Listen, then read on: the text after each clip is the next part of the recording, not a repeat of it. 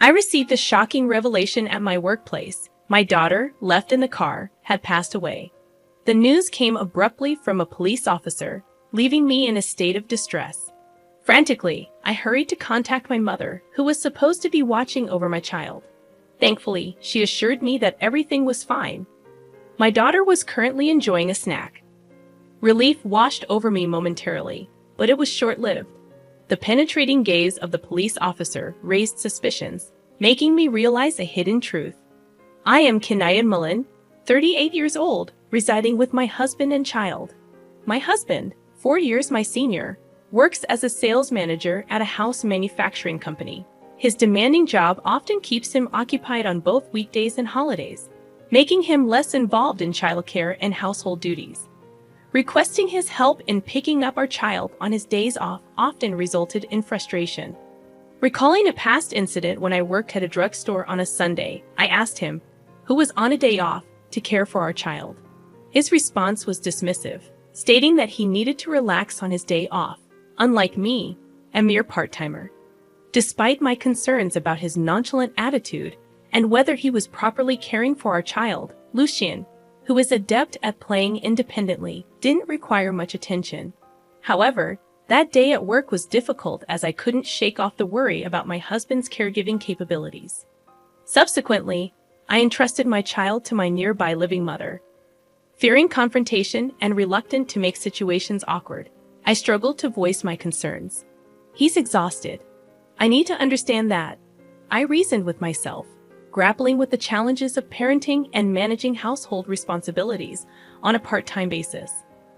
Then, a pivotal incident unfolded on a particularly cold day. At the crack of dawn, the store manager called me urgently. Could you fill in for a colleague who isn't feeling well?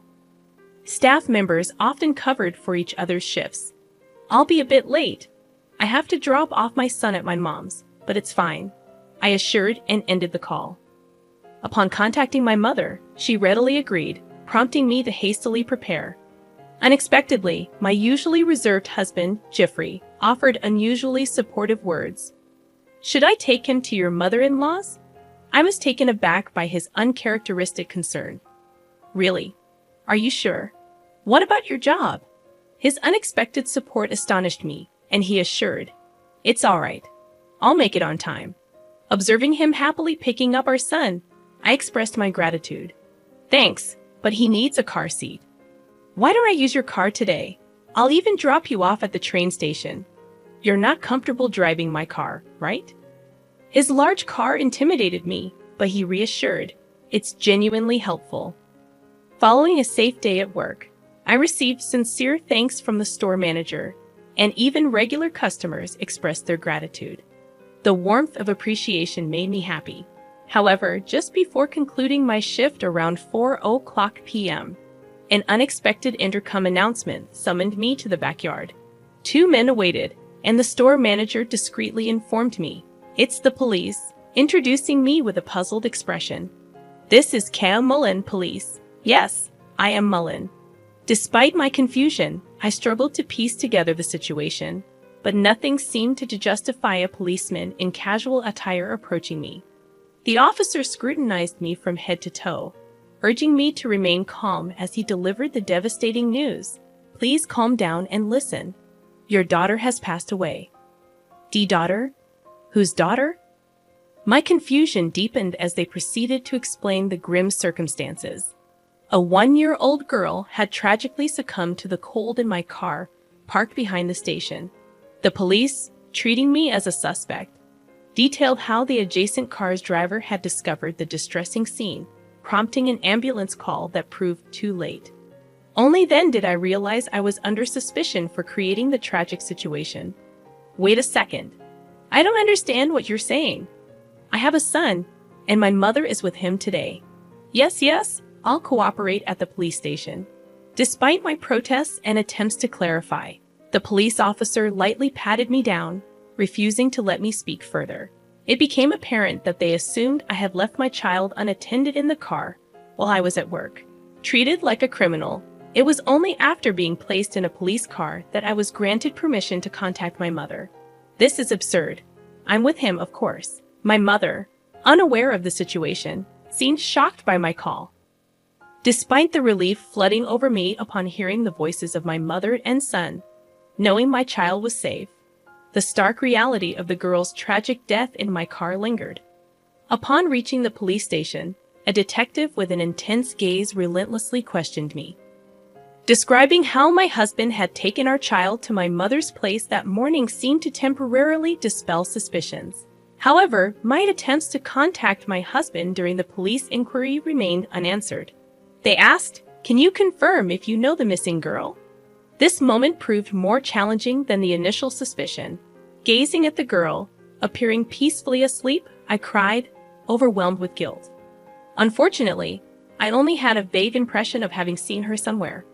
Honestly admitting this to the police, they urged, "If you recall anything, contact me," finally releasing me as darkness enveloped the outside. Anxious to reunite with my son, I rushed to my mother's house. In the midst of explaining the situation to my mother, tears flowed, providing comfort as my child slept peacefully. Returning home after 9 p.m., my son fell asleep once more. I attempted numerous calls to my husband, who remained unresponsive. A midnight message arrived, revealing an unexpected business trip. Despite my immediate call, there was no answer, so I messaged back, informing him of the unsettling events. However, subsequent attempts to reach him were met with silence. The following day, I faced the morning after a sleepless night, haunted by a lingering concern. Beyond the distress involving my husband, the image of that girl persisted, as if I had encountered her before. Resolving to seek answers, I waited for my husband's work hours to commence, gathering the courage to make the call. My intention was to have his workplace contact him during his business trip. Surprisingly, I learned that my husband had taken a vacation since the previous day. Grateful yet perplexed, I found myself temporarily unable to process anything after the phone call. Amidst the shock, the idea of confiding in my best friend Chrissy dawned on me. Ready to make the call, I was met with astonishment upon opening my phone. In haste, I reviewed the messages from Chrissy. Lie. It's a lie. One of the images there shook me to the core, as the girl in the picture with Chrissy was the same girl left in my car. Oh my God, it was Chrissy's daughter who passed away. Suddenly, the fragments of yesterday's inexplicable events started connecting. The question echoed. Why was Chrissy's child abandoned in my car? Convinced that this wasn't a delusion, I began to suspect my husband and best friend of having an affair. 2 years ago, Chrissy, single after a divorce, had cryptically shared about her pregnancy, refusing to disclose the father. "I won't tell you who the dad is. I'm just a single mother," she had laughed meaningfully. The possibility that the girl might be my husband's child loomed, though uncertain. Fueled by unbearable anger at being deceived for so many years, I felt a determination to unveil the truth in honor of the departed girl. My lack of assertiveness had allowed me to navigate my marriage without confronting my husband. However, upon discovering the betrayal, a newfound determination stirred within me. Realizing that 2 foolish adults had tormented an innocent child, I promptly took action to address the issue. After dropping my daughter off at the nursery, I headed straight to Chrissy's house. Upon arriving at her apartment and ringing the doorbell, Chrissy, still half asleep, answered. "It's been a while. Did I wake you up? Huh, Kanaya, what's going on?" Chrissy, lacking makeup, attempted to shut the door, but I anticipated it and placed my bag between the doors. "There's Jeffrey too, right? Let's talk, the 3 of us." Despite Chrissy's panic, I found myself chuckling, perhaps due to the absurdity of the situation. Chrissy seemed unnerved by my strange laughter. "All right, you should have told me you're coming," she grumbled but gestured for me to come in. Navigating to the back room, I heard my husband's voice calling out in surprise. "What, Kenya?" He was still in bed. However, his surprise was short-lived, and by the time he joined us in the living room, he seemed prepared to face me. "Well, you've already found out," he nonchalantly remarked as soon as he saw my expression. Chrissy, who had been visibly upset moments ago, was now grinning behind my husband. "Can you not make fun of me? I have something I want to ask." "Oh, I'm scared. Despite the urge to scold Chrissy for her unserious demeanor, I suppressed it. I assume you've already been informed about her daughter. If you know that, why are you two here? Why haven't you gone to pick her up? It seemed they anticipated that I would be contacted regarding Chrissy's daughter. I couldn't fathom their actions, wondering just how much they knew about the situation. Give me a break. The police are taking care of that kid right now. She didn't even realize her child was missing and was shockingly optimistic. I learned, feeling disheartened by her ignorance. Simultaneously, I decided to unveil the truth after listening to their version of events. How did this happen? We were surprised too. There were a lot of people around when we returned to the parking lot. Oh yes, some people are just so dramatic, they casually remarked, delving into the details of the previous day. My husband, on vacation, had initially planned to spend time with Chrissy. However, Chrissy's child complicated matters when they tried to enter the hotel in front of the station.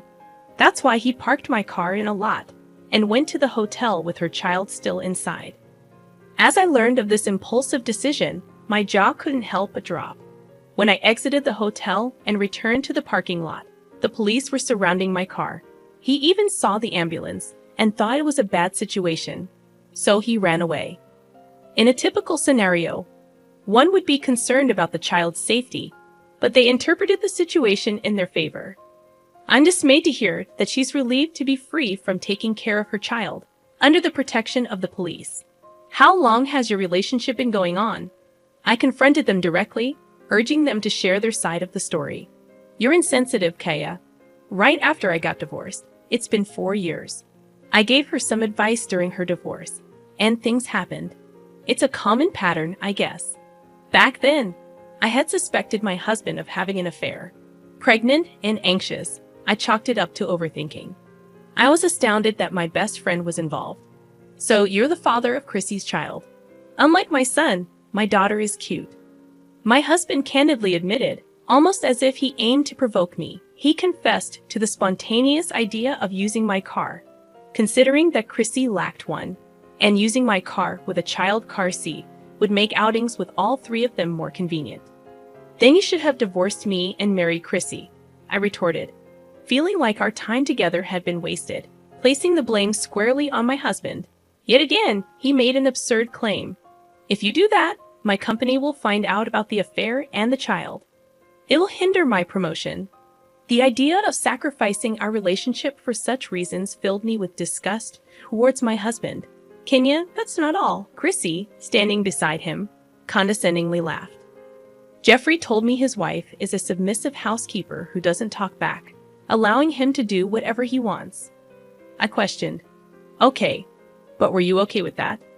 You have kids too. I pondered while Chrissy burst into laughter. Ha, I'm sick of marriage.